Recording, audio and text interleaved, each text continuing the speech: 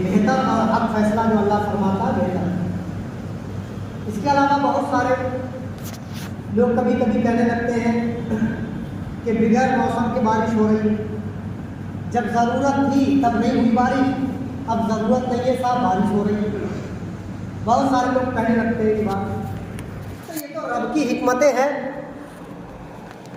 کیا پتا جس وقت تمہیں بارش کی ضرورت تھی تو آپ بہتر جانتے ہیں یا اللہ بہتر جانتا ہے، تو اس وقت رب نے نہیں برسایا، اور اب ہو رہی ہے تو اب آپ اپنی عقل سے کہہ رہے ہیں کہ صاحب وہ نہیں ہونا چاہیے تھی، لیکن اللہ برسا رہا ہے۔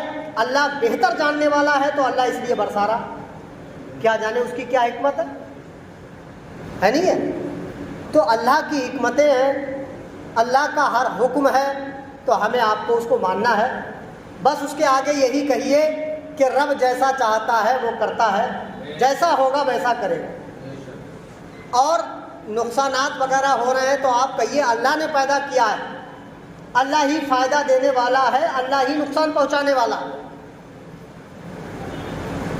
کچھ نہیں ہوگا، اللہ نے جب پیدا کیا ہے تو وہ کھلائے گا۔ تو اللہ کے جو بھی فیصلے ہوتے ہیں وہ اپنی جگہ پر سب اٹل ہیں، حق ہیں، اس میں ہمیں آپ کو حرف کی بھی گنجائش نہیں ہے کہ کوئی حرف بھی ہم اور آپ بولے، اتنی بھی گنجائش نہیں ہے۔ جیسا کہ یہ سفر المظفر کا مہینہ، اسی مہینے کی 25 تاریخ کو حضور سیدی سرکار اعلیٰ حضرت دنیا سے تشریف لے گئے۔ یہ بہت مبارک مہینہ ہے، لیکن کچھ لوگ یہ کہتے ہیں کہ یہ مہینہ سفر کا بڑا منحوس مہینہ ہوتا، اس مہینے میں شادیاں نہیں کرنا چاہیے، اس مہینے میں یہ کام نہیں کرنا چاہیے، یہ مہینہ اچھا نہیں ہوتا۔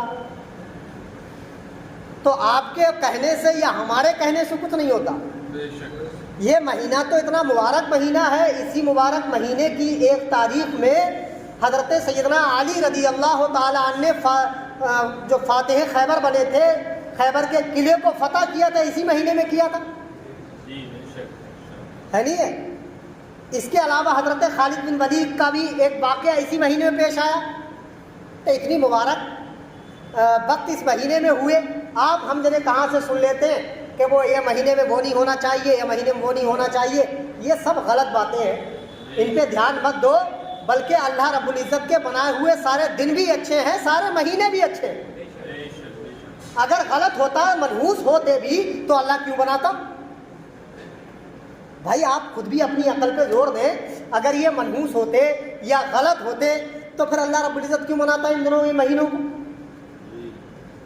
کچھ لوگ کہتے ہیں وہ اتوار میں شادی نہیں ہونا چاہیے، ہفتے میں نہیں ہونا چاہیے، بدھ میں نہیں ہونا چاہیے۔ ارے یار یہ کیا باتیں ہم نے سب نے بنائی ہیں؟ بس یہ ہم نے کیا ہے دوسروں کا سنا، دوسروں سے سنا، انہی کی روش پہ چل گئے، صاحب اس دن پہ یہ ہوتا ہے۔ نہیں، یہ سب نہیں ہوتا ہے، چاہے دن بدھ کا ہو، مہینہ کوئی بھی ہو، ہوگا وہی جو رب چاہے گا۔ بعض لوگ لاتے نکال کے محرم میں شادی نہیں ہونا چاہیے، وہ چہلم میں نہیں ہونا چاہیے۔ صاحب نہ جانے کتنے بزرگوں کی شادیاں اس محرم الحرام شریف میں ہی ہوئی ہیں، نہ جانے کتنے بزرگوں کی شہادت و ولادت اور نہ جانے کتنوں کی شادیاں وہ اس چہلم کے مہینے میں ہوئی ہیں۔ چہلم اسی کو کہتے ہیں، سفر کے مہینے میں۔ تو حضرات گرامی، یہ سب ہمارے عقیدے نہیں ہونا چاہیے کہ ایسا نہیں ہونا چاہیے، ویسا نہیں ہونا چاہیے۔ ایسے ہی آپ جیسے دیکھ لیں، آپ 10واں 20واں 40واں یہ فاتحہ ہوتی ہیں، اب وہ کوئی کہہ رہا ہے نہیں 10 دن پہ نہیں ہونا چاہیے، 9 دن پہ ہونا چاہیے۔ کوئی کہہ رہا ہے 40واں پورا 40 دن کا نہیں ہونا چاہیے تو 39 یا 1 دن بڑھاؤ۔ کوئی کہہ رہا ہے کہ وہ اس دن پہ پڑھ رہا ہے تو اس دن پہ ہونا نہیں چاہیے۔ میرے بھائی یہ سب غلط باتیں ہیں۔ ویسے تو آپ کو جب سہولت ہو تب کر لو، ہے نہیں ہے؟ اور کچھ ہونے کو ہوگا تو چاہے یہ تاریخ، یہ دن، یہ مہینہ ہو نہ ہو، آپ کے ساتھ جو ہونا ہو جائے گا۔ آپ کے ساتھ تو جو ہونا پھر تو ہو ہی جائے گا۔ جیسے مثال کے طور پر آپ یوں سمجھیں، بعض لوگ جو ہے بہت جن کی نظروں میں چھوٹے ڈاکٹر ہوتے ہیں انہیں دکھاتے ہیں، دکھاتے دکھاتے مثال کے طور پر ان کا قضاء الہی کی وجہ سے انتقال ہو جاتا. اب لوگ کیا کر رہے ہیں, ارے یہ پیلی بھیت لے جاتے تو بچ جاتا ہے, یہ فلاں جاتا ہے ایسے میں رہتا بچ جاتا ہے, کنجوسی کری اس میں. کیا جانے اس کے کیا حالات تھے, کیا مجبوریاں تھیں, یا کیا معلوم اس کی یہی موت لکھی تھی. تو تمہارے ہمارے کہنے سے کیا ہوتا ہے, نہ جانے کتنے لاکھوں کروڑوں بڑے بڑے اسپتالوں میں مر جاتے ہیں. تو جسے آنا وہاں بھی آئے گی, جسے آنا یہاں بھی آئے گی. تو یہ تو اللہ کے فیصلے ہیں, ہمیں آپ کو اس میں کیا گنجائش پڑی بکنے کی بلا وجہ. تو یہ تمام تر باتوں پہ ہمیں آپ کو دھیان نہیں دینا چاہیے. اللہ فرماتا ہے حسبنا اللہ و نعم الوکیل, میرے پر بھروسہ کرو میں تمہارے لیے کافی ہوں. اللہ کی ذات پہ بھروسہ کرو گے تو اللہ تمہارے لیے کافی ہے. تمام تر پریشانیاں بھی تمہارا سامنا نہیں کر سکتی اگر اللہ کی ذات پر بھروسہ ہے مکمل. امام حسین رضی اللہ تعالیٰ چلے, لوگوں نے سمجھایا بہت کچھ کہ نہ جائیں بڑی پریشانیاں ہوں گی, یہ ہوگا وہ ہوگا, آپ نہ جائیں. امام حسین نے کربلا جاتے وقت بھی ہمیں آپ کو یہی پیغام دیا کہ ہمیں تو وہی پریشانی پہنچ سکتی ہے جو اللہ چاہے گا, اور جو اللہ نہیں چاہے گا وہ پریشانی نہیں پہنچ سکتی. اب شہادت وہیں لکھی تھی ہے نہیں ہے, ہمارے تمہارے کہنے سے کیا ہوگا. بس یہ دل کی تسلی ہے. تو اسی لیے اللہ نے فرمایا کہ میں ہی تمہارا مددگار ہوں, میں ہی سب کچھ ہوں تمہارے لیے, تم میری ذات پر بھروسہ کرو. یعنی اللہ تبارک و تعالیٰ نے اپنے دوستوں یعنی ولیوں کو اتنی طاقتیں عطا فرمائی ہیں, ان سے مدد طلب کرو, ان کی ذاتوں پر بھروسہ رکھو, ان کے تصرفات پر بھروسہ رکھو. ان کے وسیلے سے اللہ رب العزت آپ کی ہر تمام تمناؤں کو پورا فرمائے. اسی طریقے سے حضرت شیخ سعدی علیہ رحمت و رضوان گلستہ میں فرماتے ہیں کہ ایک بادشاہ تھا, بادشاہ کو ایک بہت بڑا مرض ہو گیا. حکیموں نے دیکھا تو حکیم بولے کہ اس کو ایسا مرض ہو گیا بادشاہ کو جس کو بیان نہیں کیا جا سکتا. تو حکیموں نے تمام نے بیٹھ کر کے ایک صلح کی, میٹنگ کی, اور کہنے لگے ایسا کرو بادشاہ کی ایک طریقے سے جان بچ سکتی ہے. لوگوں نے کہا کس طریقے سے؟ کہا ایسا کیا جائے فلاں فلاں طرح کا جس کے اندر صفت پائی جائے, جیسے بتایا انہوں نے ایسا رنگ ہو, ایسے ہاتھ پیر ہو, ویسا ہو, اسے لاؤ اور اسے لانے کے بعد بھیٹ چڑھا دو. جیسے ہوتا نا آج کل بھیٹ چڑھاتے ہیں, بھیٹ مانگ رہی ندی اور بھیٹ مانگ رہی فیکٹری, بے گناہ مسلمان کسی نہ کسی کو جو ہے مار دیا جاتا ہے. تو کہا ایسے ہی لاؤ, اسے جو ہے وہ مار دیا جائے اور اس کے وسیلے سے بادشاہ کو شفا مل جائے گی, بادشاہ صحیح ہو جائے گا. بادشاہ نے حکم دیا, اس کے وزیر چلے گئے صاحب, ڈھونڈ کے لے آئے, ایک کو مل گیا ایک دیہات میں ایک لڑکا, اس کے ماں باپ کو بتایا, ماں باپ کو اتنی دولت دے دی کہ ماں باپ بھی راضی ہو گئے, ٹھیک ہے لے جاؤ. بہت ساری دولت ماں باپ کو دی اور لڑکے کو حوالے کر دیا. لڑکوں کو لے کر کے وہ چلے آئے دربار میں بادشاہ کے پاس. حکیموں سے پوچھا کہ دیکھو اس کے اندر وہ صفتیں پائی جا رہی ہیں. حکیموں نے کہا ہاں اس کے اندر وہ صفتیں ہیں. تو کہا ٹھیک ہے, جب ایسا ہے تو قاضی صاحب سے ہی پوچھا گیا, قاضی صاحب نے ہی فتویٰ دے دیا کہ بادشاہ کی جان بچانے کے لیے رعایا میں سے ایک کو مارنا جائز ہے. قاضی صاحب نے بھی فتویٰ دے دیا کہ صاحب بادشاہ کی جان بچانے کے لیے رعایا میں سے ایک کو مار دینا جائز ہے. یہ بات کہی, بادشاہ نے قاصد کو حکم دیا کہ جلاد کو کہ اس کو مار دیا جائے. جب مارنے کے لیے چلے تو لڑکے نے جو ہے وہ آسمان کی طرف چہرہ اٹھایا اور مسکرانے لگا. جب ہنسا تو بادشاہ نے کہا رک جاؤ بھائی. جب ہنسنے لگا لڑکا تو کہا یہ بتا ایسے مقام پر جب پھانسی کا مقام ہو, مارے جانے کا مقام ہو, کاٹ دیے جانے کا مقام ہو, تو ایسے موقع پہ لوگ ہنستے کہاں ہیں, وہ تو روتے ہیں, تو ہنس رہا. تو لڑکے نے بڑا اچھا جواب دیا. لڑکا بولا کہ میں ہنس اس لیے رہا ہوں, ہر اولاد کو اپنے ماں باپ پر ناز ہوتا ہے کہ کچھ دقت و پریشانی تکلیف ہوگی تو ماں باپ بچا لیں گے, لیکن یہاں تو میرے ماں باپ نے مال و دولت دنیا کی لے کر کے مجھے آپ کے حوالے کر دیا, اور مقدمہ جو ہے وہ قاضی کے پاس لے کے جاتے ہیں, تو لہذا قاضی صاحب نے بھی فتویٰ دے دیا کہ اسے مار دیا جائے آپ کی سلامتی کے خاطر. اور فیصلہ حق کرانے کے لیے بادشاہ کے پاس جاتے ہیں, تو لہذا آپ کو ہمارے مارنے میں ہی فائدہ نظر آ رہا. تو ہم بھروسہ کس پہ کریں؟ تو اس لیے رب تبارک و تعالیٰ کی طرف دیکھ کر کے ہم مسکرا رہے ہیں کہ رب جو فیصلہ چاہے گا وہ ہوگا۔ بادشاہ نے یہ بات سنی، سننے کے بعد بادشاہ کے آنسو نکل آئے، دل بھر گیا، آنسو نکل آئے۔ بادشاہ نے حکم دیا کہ اس کو نہیں مارا جائے، اس کو اب قتل نہیں کیا جائے گا۔ بادشاہ نے لڑکے کا پیشانی کو چومی اور چومنے کے بعد اپنے پاس میں بیٹھایا۔ لوگ بیان کرنے والے بیان کرتے ہیں کہ کچھ ہی دن گزرے تھے، اللہ تعالیٰ نے بادشاہ سے اس مرض کو دور فرما دیا۔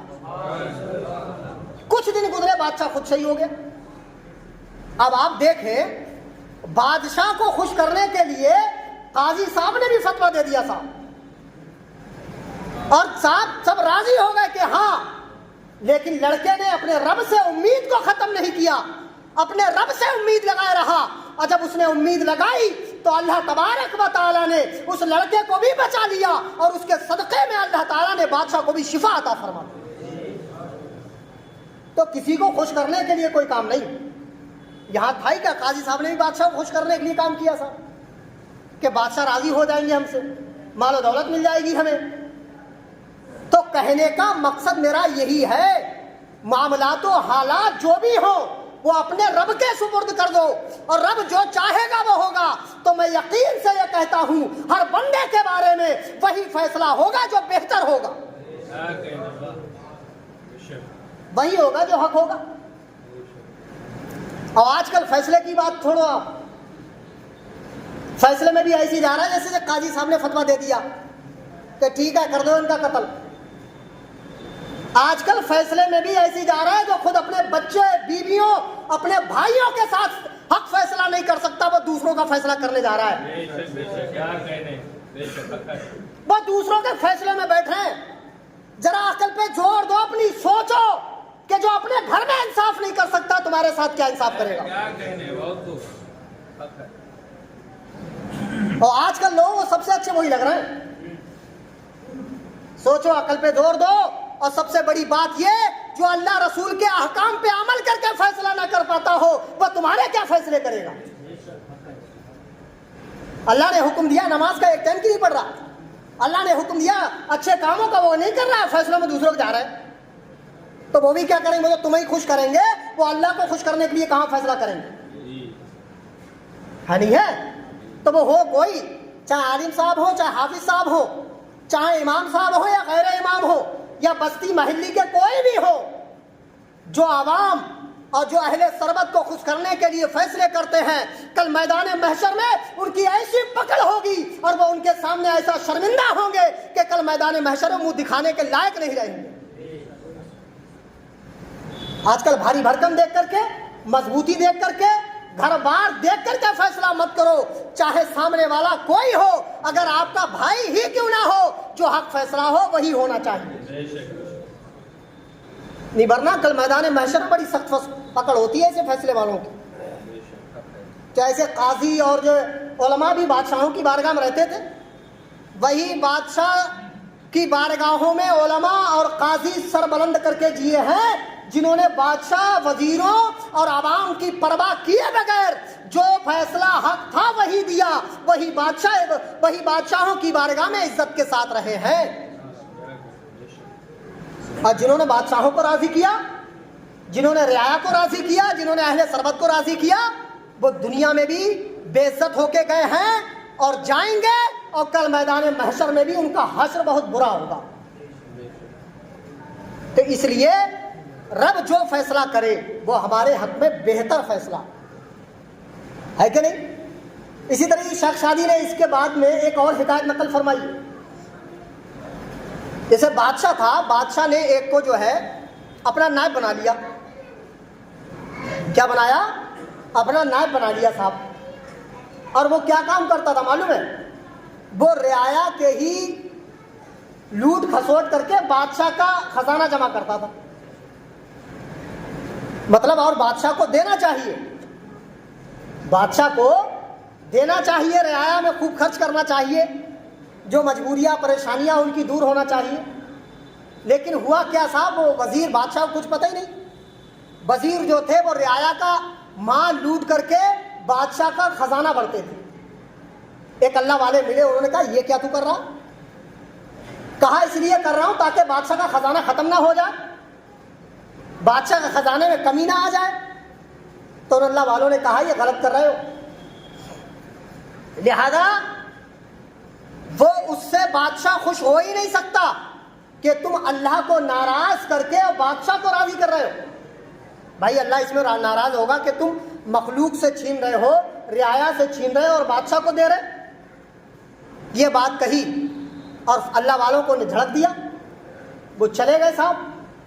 کچھ ہی دن گزرے, بادشاہ کو اس کی بری خصلت, بری عادت کے بارے میں معلوم ہو گیا کہ یہ ایسا ایسا کرتا. بادشاہ نے بلایا اور بلانے کے بعد ساری بات کی معلومات کی اور پھر اس کو الٹی سزا دینا شروع کر, اس کو سزا دی. اور سزا دینے کے بعد وہ خود بھی بے عزت ہوا, رعایا کے سامنے بھی, وزیروں کے سامنے بھی. کیوں ہوا ایسا؟ اس لیے ہوا کہ وہ رعایا کو پریشان کر کے وہ بادشاہ کو راضی کرنا چاہتا تھا, لیکن رب تبارک و تعالی نے خود اسی پر بادشاہ کو برہم فرما دیا اور بادشاہ اس سے ناراض ہو گیا اور اسی کو سزا دے دی. اور ایک حدیث پاک میں بھی ہے, یہ اسی کی مصداق بن گئی ہے واقعہ. اللہ کے رسول نے فرمایا جو رعایا یعنی لوگ, عوام, ان کو راضی کرنے کے لیے جو انسان جو بھی کام کرتا ہے تو اللہ تعالیٰ اس کو اسی کے سپرد کر دیتا, اس کو اسی کے سپرد کر دیتا ہے. اور جیسا کہ ہوا, وہ بادشاہ کو راضی کر رہا تھا, اللہ تبارک و تعالیٰ نے بادشاہ ہی کے سپرد کر کے اور اس پہ سزائے دلوانا شروع کر دی. تو اگر آج ہم ہیں یا کوئی بھی ہے, اگر ہم ہر کام آپ کو ہی خوش کرنے کے لیے کرتے رہیں گے اور اس کے پیچھے, اس کی آڑ میں اللہ اس کے رسول کو ہم ناراض کرتے رہیں گے, رسول پاک صلی اللہ علیہ وسلم کی روح کو تکلیف پہنچاتے رہیں گے, تو ہم نہ تمہاری نظروں میں اچھے ہو سکتے ہیں اور نہ مرنے کے بعد ہم اچھے ہو سکتے ہیں, ہے نہیں؟ تو اس لیے اللہ رب العزت نے پیدا کیا, اس کا ہر فیصلہ حق ہے, چاہے ہماری آپ کی سمجھ میں آئے یا نہ آئے. اور ایسے ہی ہوتا ہے اکثریت کے ساتھ, یہی ہے کہ سمجھ میں نہیں آتا سا, کہیں نہ کہیں کچھ نہ کچھ ایسی باتیں, ایسے الفاظ ہم اور آپ بولنا شروع کر دیتے ہیں کہ جس کا کوئی ٹھکانہ نہیں ہے کہ نہیں. تو کوئی بات اگر نہیں معلوم ہے اسے پتہ کریے. جیسا کہ اس وقت یہ ہے, یہ دور جو ہے ایسا بھی ہے کہ صاحب